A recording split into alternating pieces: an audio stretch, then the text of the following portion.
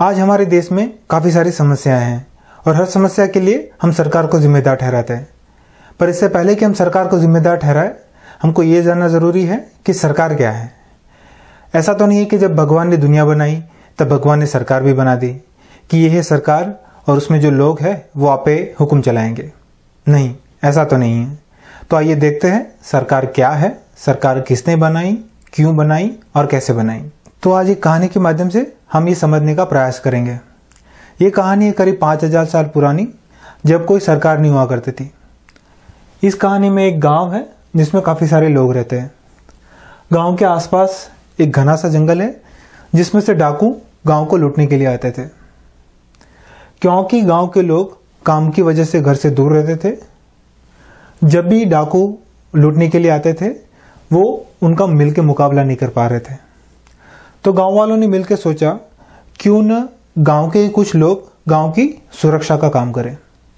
तो कुछ लोग ये काम करने के लिए आगे आए और उन लोगों ने गांव के आसपास 5-5 लोगों के दल बना दिए जो गांव की बाहर से सुरक्षा करेंगे। और इन सभी दलों का संचालन करने के लिए एक मुख्य दल गांव के बीच रहेगा। अभी ये जो लोग जो गांव की बाहर से सुरक्षा का काम करते हैं उनका गुजारा चल सके, इसलिए गांव वालों ने बोला कि हम सब आपको तनख्वाह देंगे। तो गांव के सभी लोग मिलके गांव के मुख्य दल को रुपया देंगे और वो रुपया फिर बाकी लोगों में बांट दिया जाएगा। तो इस तरह से गांव की बाहर की सुरक्षा की समस्या तो हल हो।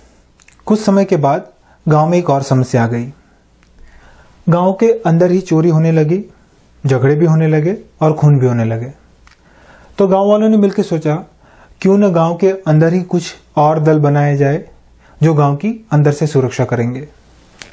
तो गांव में कुछ और दल बनाए गए जो गांव की अंदर से सुरक्षा करेंगे और इन दलों का भी संचालन मुख्य दल करेगा और इन लोगों को भी गांव के लोग तनख्वाह देंगे। अभी जब भी झगड़े होते हैं तब कौन सही है कौन गलत है उसका निर्णय कौन करेगा। तो गांव वालों ने मिलकर सोचा क्यों न ये काम गांव के कुछ विद्वान और अच्छे लोगों को दिया जाए। तो गांव में एक और दल बनाया गया जो निर्णय देने का काम करेगा और उनको भी गांव के लोग तनख्वाह देंगे।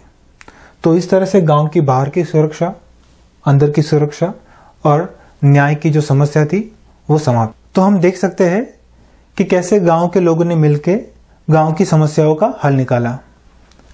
अगर इस गांव की तुलना आज हमारे भारत देश से की जाए तो गांव की बाहर की सुरक्षा करने वाले जो दल है वो है हमारे भारत की सेना, जो हमारी सुरक्षा बाहर के मुल्कों से करती है।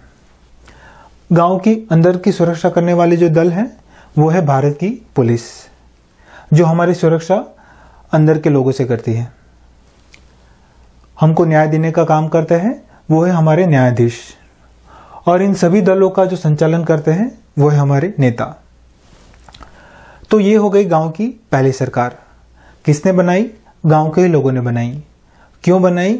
गांव की समस्याएं हल करने के लिए। गांव की ऐसी समस्याएं जो गांव के लोग व्यक्तिगत रूप से हल नहीं कर सकते हैं। जैसे कि गांव का कोई किसान अपने घर की सुरक्षा डाकुओं से और अंदर के लोगों से नहीं कर सकती है क्योंकि उसको खेती भी करनी होती है। तो वैसे ही गांव की सामूहिक समस्याएं हल करने के लिए गांव के लोगों ने सरकार बनाई। तो इस कहानी से हमको ये समझने को मिलता है कि सरकार क्या है, सरकार किसने बनाई, कैसे बनाई और क्यों बनाई। इस कहानी से हमको और भी बातें सीखने को मिलती है।